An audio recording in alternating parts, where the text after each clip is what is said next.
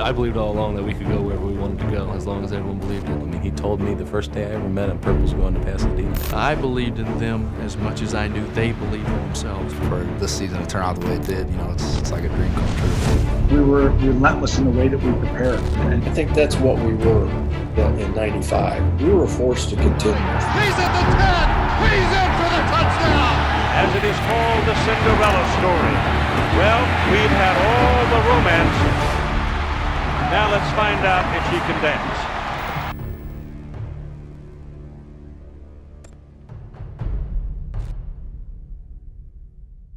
Nearing the midway point of the 1995 season, the win over Michigan had put the Wildcats back on the national radar in a big way. They found themselves ranked 14th in the country and off to their best start since 1962. But game number 6 against Minnesota in the old Metrodome would once again put all the early success to the test. And good evening, everyone. I'm Dick Bramer along with Keith North. Glad you're with us for more Big Ten football. The fact that it's Minnesota's homecoming tonight really is incidental. The story here, Keith, is the game itself. Minnesota against Northwestern, two teams that traditionally have fought it out for last place in the Big Ten, now fighting for first place. At that point, we were no longer a secret in the Big Ten. I think everyone was going to bring us their best game. But after beating a notable team like Michigan, you can't sneak up on anybody anymore. I think we were, again, underdogs, even in that game. So we had the bulletin board material we needed. We go up on the road. We thought we were better than we were. In Minnesota, again, tough team to play up in Minneapolis. We were in the old dome. The field was terrible. They're pumping music in. I mean, it was a great home field advantage. And so, we probably thought we were better than we were and put ourselves in a hole. And everybody kind of looked at each other like, we just beat Michigan. Like, what are we doing here? There was almost like this collective, like, let's get this thing figured out. That was one of those things about that season people don't remember is that, we had a lot of comebacks, Minnesota being one of them. Took us a little while to figure out their defense schematically, but we ended up figuring a few things out probably midway through the second quarter. We knew that if we just continued to do what we were doing on offense, defense would make the adjustments, and we would end up with plenty of time to come back. I don't recall at any point during that game any sort of a sense that we weren't going to come back. They go to the Metrodome and they get down early in that game, but they stuck with it. They knew they had a solid defense. They knew they had Darnell Autry. Darnell had a big game. And I remember Darnell, I believe, having a big day that game. He went off, and Diot was a heck of a player. Autry running wide. To the 10-5 touchdown. Darnell Autry takes it in. And the Wildcats pulled it within 2. Autry may have gotten in untouched here. I think he did, Dick. You see this. We just talked about dominating the line of scrimmage. Craig Sauer takes a terrible angle. He goes inside. Rashawn Early gets sealed off. There's no one left. And the Wildcats will go for the tie. Musso shifting behind the quarterback. Schnurr throws across. And the conversion is good. Dwayne Bates right at the goal line made a leaping catch. And we are tied at 14. That was a game that we were just able to continue to scratch and claw at. You play someone on their home turf, you're going to be in a dogfight. It was good to see the offense step up. The defense had been so strong. The offense just had to do a few things here and there to win most of the games. But in that game, the offense needed to turn it on. With that comeback as well as others, that nobody ever really stopped Darnell. If he was effective, if he was picking up 2, 3, 4 yards, if he wasn't being stopped, we knew that we were going to come back. We knew we were in it. Nobody ever really stopped him. I do remember a counter play where Darnell broke through the line and the fastest guy on Minnesota's team couldn't catch him to prevent him from scoring. I want to say 73 yards, and they were at that point they were on their way to another win. Darnell Autry scores a Northwestern touchdown. Well over the 100-yard mark for the 7th straight game, and that ties Mike Adamley's school record. Dominating performance by our superstar, Heisman Trophy candidate Darnell Autry pulled us out of the hole there. But again, kudos to our defense, to our special teams. Brian Goins will kick it away for Northwestern. Valancizi kicked off the first couple of times. Back in those days, you just kicked every day. You didn't have as much expertise to say, maybe less is best here. So I think it was just a matter of just a little too much kicking, and it was also the aspect that Brian Goins had redshirted the previous year, and so it was an opportunity to give him some experience just in case there was, an injury of some sort. Goins has done a great job on the kickoffs for Northwestern. A big possession here for Minnesota.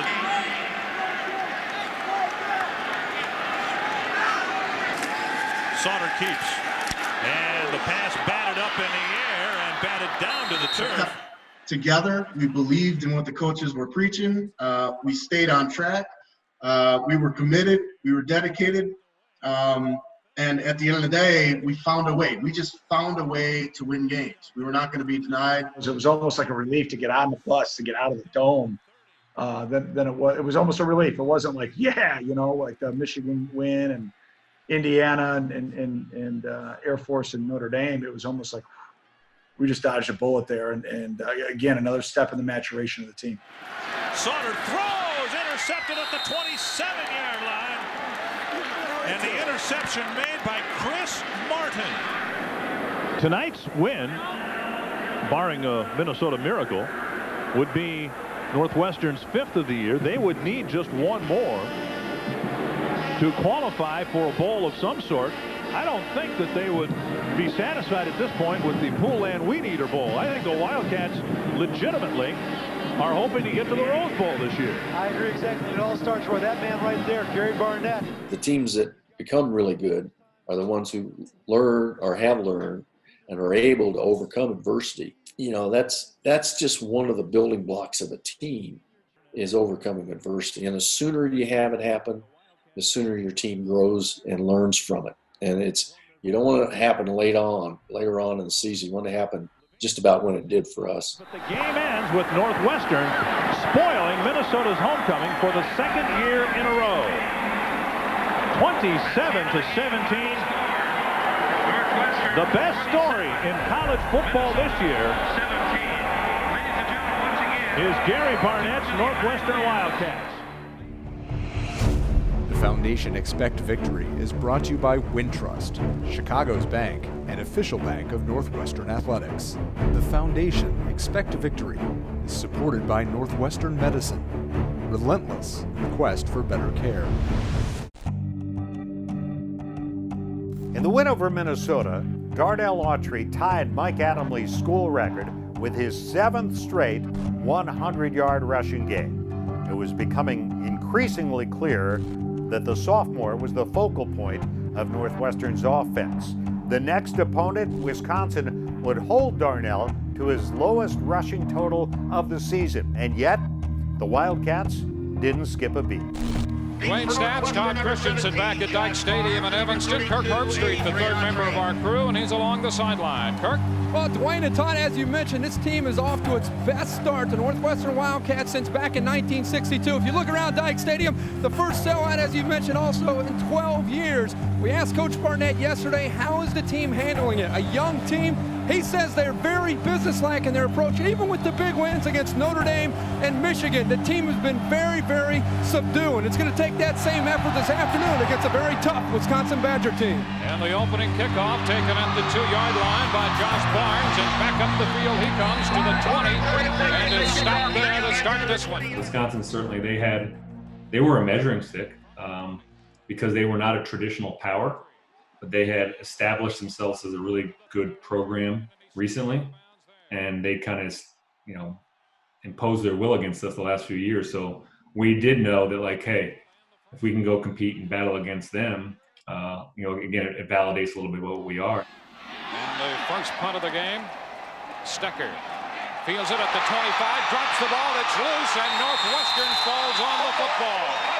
Northwestern recovers. To have it packed and to have that excitement and to have the excitement around the campus and around the city was a lot of fun. And I think they went out there that day feeling like they had a point to prove. We were motivated by what had happened to us a few years prior, where we got our butts kicked by Wisconsin. You know, one of the schools that talked the most negative recruiting against us was Wisconsin. And so, you know, when you got an opportunity to beat a team that wants to trash talk you and recruit in the recruiting wars, you try to beat them as bad as you can, you know? And we had that opportunity. And there was so much respect for the Wisconsin football team, and they had gotten after us, and that was, again, to their credit and to our detriment. We didn't, you know, we didn't even give them a game, and you know, we're going into the game and we're underdogs, you know, and I think for the first time we kind of said to ourselves, you know, this is nonsense. You know, we're a better football team than these guys, and let's go show everybody. Handoff, Darnell Autry, hit at the goal line and shoved back. What a hit on Autry, just as it looked like he would break the plane, applied by Haywood Simmons. Is huddling, now they break the huddle. Up to the line, 4th and goal from inside the 1. Bates in motion, Schnurr sneaking for it, leaps the line, touchdown! Steve Schnurr takes it in himself. His first touchdown of the year, and the Wildcats strike first with 7:22 to go in the first quarter. For whatever reason, the ball was certainly not bouncing their way and was bouncing our way that day, and we converted. You know, we took their turnovers and turned them into points every time, and really, I mean, just dominated that whole football game. We had pointed to that game, at least during that week, because we'd been embarrassed by them the last 2 years. Rewind, 1992, we beat them and keep them from going to a bowl game. Then they pound us twice, once up there and once in Evanston. And Coach Alvarez made the mistake of suggesting that it was the same old Northwestern. They'd beaten us before, they were going to beat us again. Not those exact words, but that was the message that came across. And I think what you got there was you got 4 years of frustration, 3 years of frustration that let itself out. Oh, the ball popped out of there. The Wildcats have the ball. Northwestern has the football. Josh Barnes threw Stecker to the ground. I thought I saw the ball come out, and Wisconsin turns it over again. Excellent job again by the special teams of Northwestern. There were a lot of games where they kind of had teams hanging with them for a half. But in that game, you had the feeling they had control. And they made a couple mistakes, but Wisconsin had a bunch of turnovers in that game. And that, obviously, they had something to do with that. They were great at forcing turnovers. And when the ball was on the turf, there was a pretty good chance they were going to pounce on it. We had always had battles against Wisconsin, tough battles. They were a tough team. But to dominate that team the way that we did, that to me was validation that we were for real. With his first carry, and he'll lose a yard on that one. Pat Fitzgerald, averaging about 11 tackles, is the guy that makes the stick here. Number 51 just does a great job of pursuit, takes on the guard, and then stuffs McCullough. Just a great job by Fitzgerald, who I think reminds me an awful lot of Jack Lambert. He's got a future in the next league. Bevel wants to go to the air for the first time, and it's picked off at the 33-yard line. Martin to the right side and pushed out of bounds as Chris Martin comes up with his second interception of the year. A 12-yard return on the interception. I think I picked off Bevel. He was a little late throwing the ball on the curl route. We were in a soft zone coverage, and I think I was able to slide in front of him and snag that one. And then in vintage Coach Vanderlyn fashion, he got mad at me for running across the field instead of turning the ball straight up and going north, he said that's a lot easier path to get. He's like, what are you doing? It's great pick, by the way, but why did you run across the field? Like, just go straight. Tell you, Chris was growing in leaps and bounds in confidence. I don't know how he could continue to gain in confidence because I thought he had maxed out. You know, that Barnett's philosophy, I think, expect victory, truly became embedded. Like, we expected to win every game moving forward. But Wisconsin, again, great program. We knew they were going to be strong and tough. And again, the year before, they put up some points against us. I remember watching as a freshman. So but again, we knew our defense was better this year. They weren't going to put up 50 points. McCullough, the lone setback. Bevel back under pressure, gets rid of the ball and is hit as he does. The pass incomplete. Ryan Musso deep to receive the punt by Brian Alexander. Brian Musso was a human highlight reel. I mean, he had that Johnny Musso dead hip. He'd give you the shake and bake, and it's unbelievable how many guys he shook with that move. You know, I was excited to come back as a return guy. I thought slot receiver, third down, you know, would get a lot of looks, which kind of ended up being the case. But yeah, you know, I thought we had more depth on the team and everybody was going to get some chances to make plays. And I think when you look at games, it kind of came from a lot of different people in a lot of different places. Schnurr goes to the air and it's picked off at the 20-yard line. Bevel goes to the air and has Martin at the 25 to the 30-yard line and out of bounds. First down, Wisconsin. I know our defense that week had a chip on their shoulders and really wanted to prove that we can go toe-to-toe with them. I think really good collective team defense. I mean, we all knew what our roles were. We all played to the strength of our roles.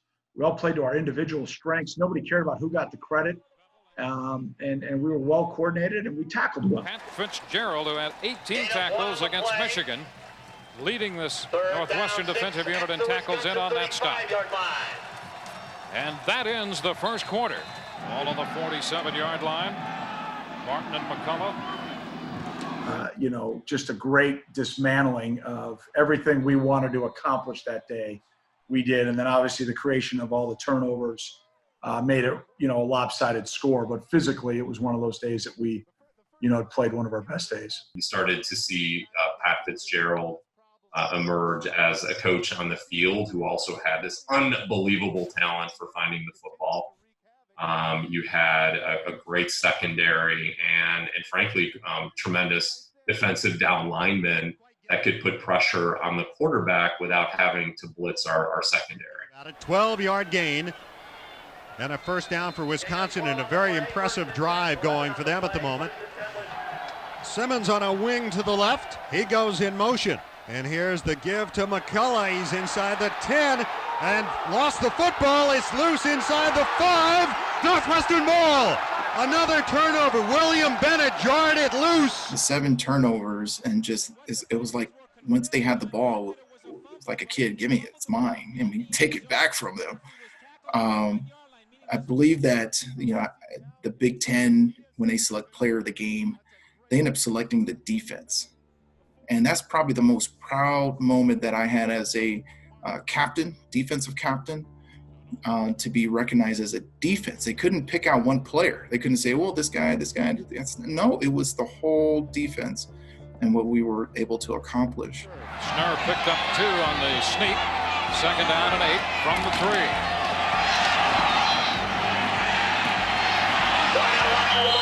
Darnell Autry looking for more room, but he is short of the 5. Good time for a drop play. Autry breaking loose, surging out toward the 10. Now he's going to be a little bit short. Burton averaging better than 41 yards per punt this year. You know, my closest friend, Paul Burton, you know, he was such a good punter that he would air those things out. Udefa and I were on each side as gunners, and we're racing down because we knew Paul was going to have excellent hang time, and guys were going to have tough times tracking the flight of it. So oftentimes they would drop it, and that would lead to turnovers. Joe Reif and Larry Curry, those guys really dominated the line of scrimmage and allowed our outstanding linebackers to flow free. Fitz made a lot of tackles that year, but he also wasn't blocked very much. And he wasn't blocked very much because those guys were doing their jobs. And Pat Fitzgerald has had a busy day already and on the stop. We talked with him about his success this year. I've been successful because of our defensive line. Matt Rice has played tremendous. Ray Roby, Curry, all those guys up front, Daly and Lazowski. I've been free to make plays that I don't think in the past linebackers have been able to make, because they've been able to flow and I've been able to press the ball. So I think my success is directly correlated to their success. Now Simmons in motion. McCullough caught behind the line of scrimmage. I think our defense obviously gets the kudos for this game, right? 7 turnovers. It's almost unheard of. Wisconsin had a really talented roster too, with Bevel and a lot of their backs. Here's the snap. Here's the kick by Hall. It's up. It is no good. He missed it wide to the right. And you can hear this sellout crowd as the Northwestern Wildcats, ranked 11th in the nation and leading the Big Ten, head for the locker room at halftime, having shut out the Badgers for the first 30 minutes. Here you are, you're Northwestern, you're 5-1, you're ranked number 11 in the country. You've beaten Michigan on the road, you've beaten Notre Dame on the road. It's your homecoming, and you're a 2-point underdog. Well, that bespeaks exactly what Coach Barnett was talking about. They're the Rodney Dangerfield of college football right now. They have no respect, but they're earning it today, at least thus far. So I told the kids to think back and remember what it felt like before they took the field for that first kickoff, and how hard and how much they wanted to play and how much they wanted to win that first half. And I wanted to retrieve those feelings again before we went out to the second half and go out there with exactly the same attitude. Even though we were ahead, I want to go out and seize the momentum that we had and attack the second half the way we did the first half. Well, evidently it was message received. Here's the approach by Brian Goins, and the kickoff. We're underway again. Short kickoff will be fielded by Torian at the 11-yard line. Back to the 15, the 20, and he's going to be run down, fumble the football. They're going to rule he was down.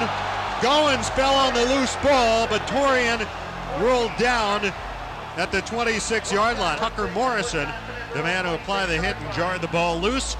The Badgers start from the 26. Darrell Bevel in the first half, 6 of 8 for 80 yards. Back to throw it here, pops it quickly, got his man, fumbled the football, and the Wildcats have it. Joe Reif falls on the loose football at the 36-yard line. Pat Fitzgerald hit the receiver and jarred it loose. 5th turnover today by the Badgers. I know that that was definitely an emphasis, but it's an emphasis on every team. But that turnover battle is a lot of times the indicator of who won the game. And when you get 7 turnovers, it's not, you're not going to lose very often. I just remember just one after another, and they just, that's tough. If you're on the other side of that, that is a tough thing to come out of. It's tough to overcome that, almost impossible. We started creating turnovers, kind of became, a big hallmark for who we were. Our offense was opportunistic and scored off those turnovers a bunch of points. Darnell had gone on successive games of 100 yards rushing. And so he was, I want to say at the end of that game, it appeared that he had 96 yards or 98 yards. Our statisticians had this as a lateral or not a lateral, and so we were able to go back and review it, and he got the extra 5 yards, which got him over 100, which kept the streak going. And I remember Wisconsin's media services person or sports information director calling me and being so upset because he goes, seriously, it was the one thing that we had from that game that we were able to talk about was that we held Darnell Autry for under 100 yards. Northwestern leading 19-0. 16 of those points have come off turnovers. My job was to always sort of capture the essence of the moment. And so I would spend all week trying to come up with what it is I'm going to say to our team that sort of narrows everything down and simplifies everything into a single or a couple of thoughts. I started thinking, Marcel Price, his number was 6. They called him Big Six. And so this was the 6th game of the year. I went into the team that afternoon and I said, this game is for Big Six. This game of the year, this is Marcel Price's game. Marcel's passing was devastating for staff and the players.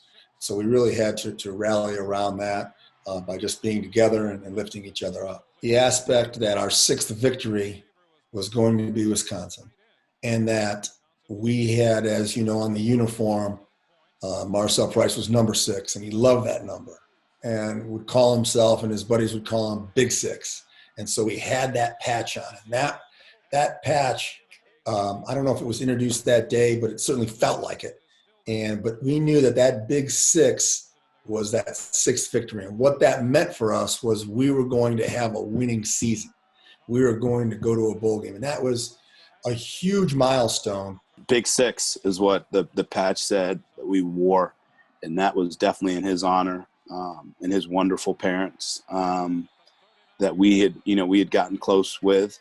And like I said, it was Barnett realized that he had to change a culture at Northwestern. He had to bring guys in that were dogs and that were football players from their eyelashes to their toenails. And that's what you got with Marcel Price. And he was a big part of that. I mean, that summer when we were fighting, we were going up Mount Trashmore and doing those things. Like, he was one of the guys leading the charge. You know, he was the vocal one among the others, Rob Johnson and the likes.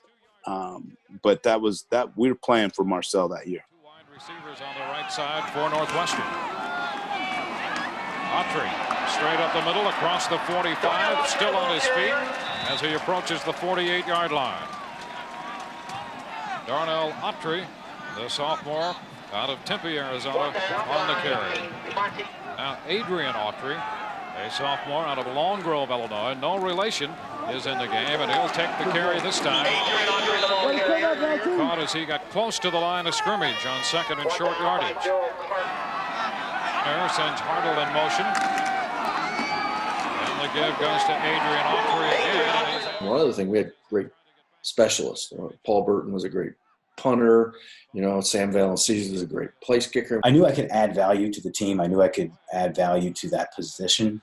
And so I just worked hard and was very excited to be a part of that. That 46-yard punt by Burton put the Badgers in a hole here deep in their own territory. Well, with a 19-0 Northwestern lead here, this situation is playing right into the Wildcats' hands defensively, because now Bevel's got to be in a passing mode. Working man's group of D linemen. And what they did is they did their jobs. If they were supposed to be in the B gap, they were in the B gap. If they were supposed to keep the guard from climbing to the second level, they held the guard and did the things they weren't supposed to do. But they just did what they were supposed to do. And in doing that, they allowed other guys to do their jobs, whether that was the corners, Chris and Rodney, who were awesome that year in terms of coverage, but they didn't have to cover as long because the guys up front were doing a great job. And then, Fitz was clean, and Scharf and Sutter were clean a lot of times, and Jeff Shine getting the ball because the guys up front, gave them room to do their jobs. Steve Musso had been a relatively well-known, eccentric kind of coach out on the West Coast. He just had a different way of doing things. I said, you know what, I'm bringing Steve Musso in here. We are creating a new culture, and we're going to do it with Steve. And we started just with the freshmen. And so this whole new class, Steve Schnurr's class, Darren Drexler, all those guys, we started with just those guys. When we kicked off the 95 camp, he says, we are going to sing a song every night through camp. High Hopes, Frank Sinatra's High Hopes, in the cassette player, and just booms it out. And he says, okay, let's sing this song. And after about 30 minutes, he had 22-year-old men singing High Hopes. And so the whole room was singing High Hopes. Very few of us even heard of Frank Sinatra. We definitely never heard of High Hopes before. And he starts singing this song, and he's expecting us to sing this song along with him. And I remember Tim Sharp saying, Paul Burton, I don't think for 1 second that Michigan is singing High Hopes in their meeting room right now. What is going on? He would play that song in meetings. He would play it on the loudspeaker at practice. Like, it just became embedded. It became a part of our football DNA. To me, it was creating that mindset, right? That, you know, you may not be one of these big storied programs or universities, right? But if you collectively put your mind to it and come together, you can overcome anything. And, you know, it was cool. We would sing it after various moments in the season where we would win ball games, and it became kind of, you know, the Chicago White Sox in 2005 had Don't Stop Believing. We had high hopes. I look back at it and what Northwestern was when we all decided to go there, you kind of wonder how Barnett got us to make that decision. The first 3 years of our existence, what we were asked to have was faith. Barnett defined faith as belief without evidence, right? Because I don't think in those 3 years we won more than 3 games in a season. Started to create some buzz around the city at that time. That to me was validation that we were for real, right? That we could take it to a team of that caliber in our stadium on our homecoming day, which, you know, homecoming usually didn't turn out all that well for us. This time it did. We were actually able to go out and enjoy ourselves after the fact and not feel bad about, you know, how we played the game. It was fun. After 3 quarters here in Evanston, the score, Northwestern 19, Wisconsin nothing. The Foundation Expect Victory is brought to you by Wintrust, Chicago's bank and official bank of Northwestern Athletics, and by Under Armour, official outfitter of Northwestern football. Back for the final 15 minutes, 19-0, Northwestern leading Wisconsin. Wisconsin with a 2nd and 3. Ball just across midfield. Darrell Bevel, their senior quarterback, to the line. With McCullough and Martin in the backfield. He's going to go to the air, 2nd and short. And he has a completion at the 36-yard line to Reggie Torian. Torian out, 1st and 10. Ball at the 35-yard line to Northwestern territory. I remember Mike Warren coming up with an interception, running down the east sideline, and looked like he was going to score. I think they caught him, but, you know, that was one of the few times that Wisconsin kept the Cats out of the end zone that day. Picked it off. Another turnover for Wisconsin. Darrell Bevel trying to get the screen out. It's the same play that Darnell Autry on the other side had scored with. Right there, he flicks it out, but McCullough is not in the vicinity, and as a result, lumbering down the field. He wants to go the distance, but McCullough is able to drag him down from behind. Warren, a 53-yard return. I think that one big piece of the puzzle was Steve Schnurr. I really do. I think his leadership was impeccable. His ability to hold everybody accountable and, you know, be that guy that could be friends with everybody, but then look you in the eye and be like, you're not doing what you're supposed to do. Get it done now. And everybody respected him so much that they would do it. You know, Steve had the intangibles of a great leader. You know, number one, he was very committed. You know, number two, he's tough as nails, and all the guys rallied around Steve. And, you know, number three, he's a heady player. He's smart. Steve Schnurr is on his feet. Walking off under his own power. Chris Hamdorff has come on in each of the last 2 games to spell Schnurr. And here comes Hamdorff again, the junior from Iowa City, Iowa. 3rd and goal at the 3. Wildcats break the huddle. 13:39 to go in the game. Single setback is Autry. Now Hartle lines up in the I formation. Here's the pitch to Autry inside the 5, fighting his way to the goal line. Touchdown! 3-yard touchdown run for Darnell Autry.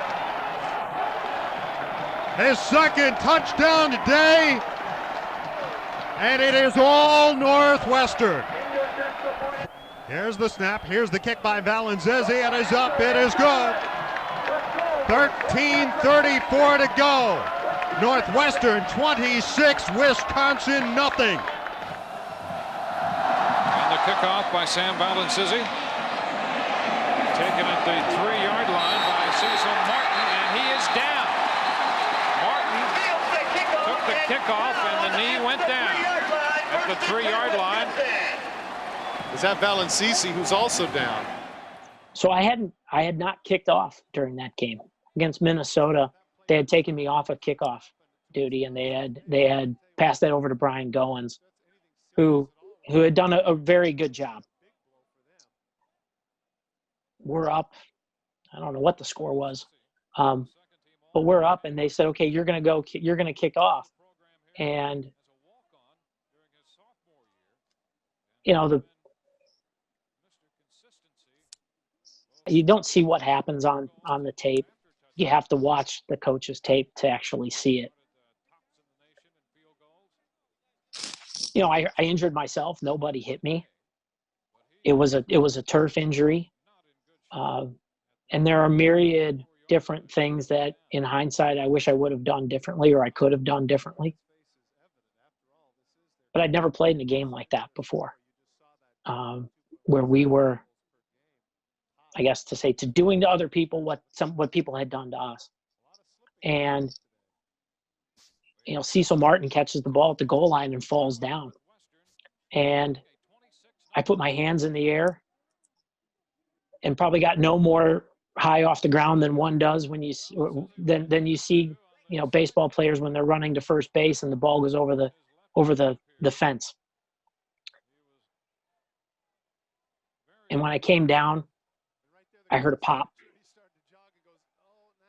and I knew what it was. Immediately, I knew what happened. Just remember Sam getting off a great kickoff and him falling to the ground. We didn't know what in the world happened. It was just a weird injury to happen at that time, at the height of his career. First of all, I think that says a lot about our team to have one of the captains be a kicker, right? I mean, I don't know if there was any other team in the country that had their kicker as one of their captains. But you know what? Sammy earned it, right? Sammy earned it because, A, he went out and performed every day and every week, number one. Number two, he worked out with us. He was there for every workout. He didn't miss any conditioning or weightlifting. Sam was there day in and day out, and he had to earn it just like we did, right? He didn't start for the first couple of years. He got his opportunity, I think, his junior year to play, and he wasn't going to let that go. He's relentless in his approach to everything, not just with football, but everything that he does. Simmons in motion, and he is the receiver. Back to the line of scrimmage, and he drops the ball. And Northwestern comes up with it. Northwestern comes up with the loose ball. Simply unbelievable. The 7th turnover charged to Wisconsin. Don Holmes came up with that ball. Simmons had it, carried it, and dropped it. If you're a Northwestern fan, you've got to figure this. It's homecoming, game for respect, et cetera, et cetera. If you're Wisconsin, this is just an absolute nightmare. Nobody hits him. Watch this. He starts to cut upfield. He just loses the ball. Ball just pops out right on top of it. Another Northwestern player. Now Alvarez has to be thinking, what did I do to deserve this? Schnurr is back in there. To Adrian Autry through the left side, and a substantial pickup of 5, maybe 6 yards. But it has been Northwestern's day. 2nd and 4. Adrian Autry again on the carry. Let's go down to the field to Kirk Herbstreit. Dwayne had had a couple injury updates. Quarterback Steve Schnurr, contusion on his ribs on that hit. He obviously back in the ball game. He's going to be okay. And the kicker, Sam Valencisi, he heard something pop. He felt a pop. They're icing him down. We'll find out later in the ball game if he is needed. Don't look for him back, though. I remember sitting on the sidelines. They asked me if I wanted to go into the locker room. I said, no, I want to stay out here and enjoy this. Sam kind of caught the vision for what Northwestern could be early, and he worked hard, and he became a great kicker, and he was a weapon for us, so losing him was tough. But I don't think his leadership status on the team went away when he was injured. I mean, he was still there pushing, and we had a really good backup kicker. Goins comes in and converts a 40-yarder. A 40-yard field goal for the sophomore Brian Goins. 29-0 with 11:03 left to go, Northwestern. You know, it just occurred to me, Dwayne, that Valancisi, that was the one time he kicked off all day. Goins usually does it, and he gets hurt. I'll go out on a limb and say I doubt he'll be kicking off any time in the near future here for Northwestern. I will say I am extremely proud of to be a Walter Camp All-American in particular, the oldest and I think the most prestigious team to make, not because I made it, but because I got a chance to be a part of that and to understand what the Walter Camp Football Foundation is about. I'm immensely proud of that. But what I'm more proud of is that I was named first team All Big Ten by the coaches in particular. I'm proud of the letters that I received from other coaches in the Big Ten, coaches that we had played against. In particular, I got a letter from Lou Tepper, who was at that time the head coach of Illinois. I received it, 3 days later. The fact that someone who I was going to play against, somebody who, I respect all coaches, but a coach who would take the time to write a letter to a kicker on another team who got hurt, to say he was sorry and he hoped that everything that I would heal, and that was meaningful. Schnurr, the first-string quarterback, out of the game as Chris Hamdorff will get some playing time. The 198-pound junior from Iowa City, Iowa. 1st and 10. We actually ended up playing our backups, for a lot of that fourth period.